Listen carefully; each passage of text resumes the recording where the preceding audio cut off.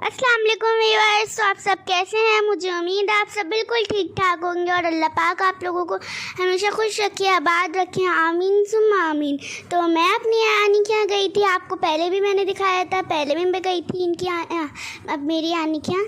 तो हम लोगों ने अफ्तारी की थी, इतनी मज़े मज़े की चीज़ें बनाई थी, आलू की कटलेट्स और छोले आलू और मिर्चे पकोड़े, फ्रूट चाट, खरबूजा और ये वाले रोल भी बड़े मज़े के बने थे। ये मम्मा की उससे बनाया, मम्मा ने बनाया था, ये बड़े मज़े के बने थे। ये भी आनी ने बनाया था, मेरी मम्मा बेल लाई थी और ये अफ्तारी थी। और ये वाले रोल बन चुके थे और ये केला था, खरबूजा था मेरे बाबा के लिए कटा हुआ और वो फ्रूट चाट था और ये और तरबूज था और वो सैलेड बना हुआ है छोले के अंदर डाल के खाने के लिए और वो जूस था और वहाँ पे कच्ची दाल रखी हुई थी और बहुत मज़े की चीज़ें बनाई थी आनी ने और हमने बहुत देर तक खाई थी। ये सारी चीज़ें बड़ी मज़े की लग रही थी, बहुत हमने इंजॉय किया, बड़ा मज़ा आया हमें इनके। और आप देख सकते हैं, लाइक करें,